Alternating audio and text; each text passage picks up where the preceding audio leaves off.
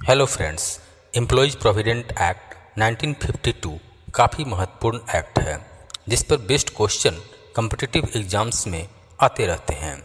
आज के इस वीडियो में हम लोग इसी एक्ट पर बेस्ड कुछ वेरी इम्पोर्टेंट एमसीक्यू को सॉल्व करेंगे। तो चलिए शुरू करते हैं। First question is primary objective of EPF act 1952 is. EPF act 1952 का प्राइमरी ऑब्जेक्टिव क्या है? ऑप्शंस हैं to provide health insurance, to provide retirement saving scheme, to provide education benefits to employees children and to provide housing loan. Correct answer है option B, to provide retirement saving scheme. Next question is which organization administrates employee provident fund? Options हैं A Reserve Bank of India, B central provident fund commissioner, C ministry of labour and employment and D employees provident fund organisation EPFO. और इसका correct answer है option D, employees provident fund organisation. Next question है minimum number of employees required for a factory और establishment to come under purview of EPF act 1952 is. EPF act 1952 के तहत registered factory या establishment में minimum number of employees कितने होने चाहिए? Options हैं 10, 20, 50 या 100 और करेक्ट आंसर है 20। Next question is role of employees provident fund commissioner is. Option है to enforce labour laws, to provide financial advice to the employees, to administer and manage employee provident fund and to conduct financial audits। और इसका right answer है option C, to administer and manage employee provident fund. Next question है which section deals with penalty to employer in case of non payment of EPF contribution. यदि employer EPF contribution को EPFO के पास payment नहीं करता है तो उसे penalty का प्रावधान किस सेक्शन में है?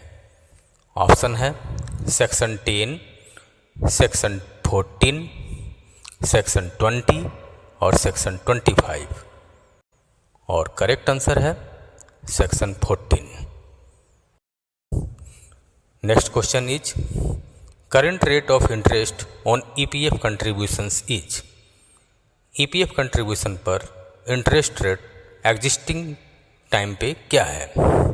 ऑप्शन है 6.5%, 7.5%, 8.25% और 8.5%। और इसका करेक्ट आंसर है option C, 8.25%। Next question is what percent of employer's contribution goes to employees pension scheme under EPF act. EPF act के तहत एम्प्लॉयर के द्वारा कंट्रीब्यूशन किया जाने वाला 12% में से कितना परसेंट एम्प्लॉयज पेंशन स्कीम में चला जाता है? ऑप्शन है 3.67%, 8.33%, 9% या 3%। और इसका करेक्ट आंसर है option B, 8.33%। Next question is any member can withdraw EPF balance fully if he is unemployed for more than. कोई भी मेंबर अपने ईपीएफ बैलेंस को पूरी तरह से निकाल सकता है यदि वह कितने समय तक अनएम्प्लॉयमेंट में रहता है। और इसके ऑप्शंस हैं 1 मंथ, 6 मंथ, 3 मंथ्स या 2 मंथ्स, और इसका करेक्ट आंसर है 2 months. Next question is key feature of employees deposit linked insurance scheme EDLI is. Employees deposit linked insurance scheme का सबसे महत्वपूर्ण फीचर क्या है? ऑप्शन है provides loan for house purchase, provides health insurance coverage, provides a fixed amount as a death benefit to nominee, and provides education loan. और इसका correct answer है option C, provides a fixed amount as a death benefit to nominee. Next question है maximum limit of EDLI benefit amount in case of death is. Death के case में EDLI के benefit के रूप में maximum कितना amount मिल सकता है? ऑप्शन है 5 लाख, 7 लाख, 10 लाख एंड 15 लाख, एंड इसका करेक्ट आंसर है option B, that is 7 lakh.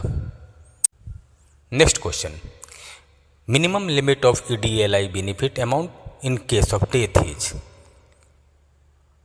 Death के केस में EDLI बेनिफिट के रूप में मिनिमम कितना अमाउंट मिल सकता है? ऑप्शन है 1 लाख, 2 लाख, 2.5 लाख एंड 3.5 लाख, और इसका करेक्ट आंसर है option C, that is 2.5 lakh. Next question standard age of superannuation under EPF act is. EPF act के तहत सुपर एनुएशन का स्टैंडर्ड एज कितना होना चाहिए?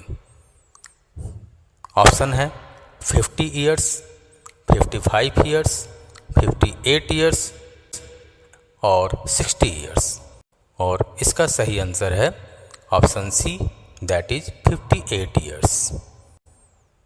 Next question employees can avail benefits of pension under EPS upon reaching the age of. कोई भी employ EPS के तहत पेंशन का बेनिफिट ले सकता है जब वह कितने एज का हो जाए, और इसका ऑप्शन है 50 years, 55 years, 58 years and 60 years, और इसका सही आंसर है 58 years. Next question is minimum years of service required to avail benefits of pension is. Pension का बेनिफिट लेने के लिए किसी भी एम्प्लॉय को कम से कम कितने साल तक सर्विस में होना चाहिए? ऑप्शन है 5 years, 10 years, 15 years and 20 years, और इसका करेक्ट आंसर है option B, that is 10 years. That's all in this video. Thank you very much for watching my channel. जय हिंद, जय भारत।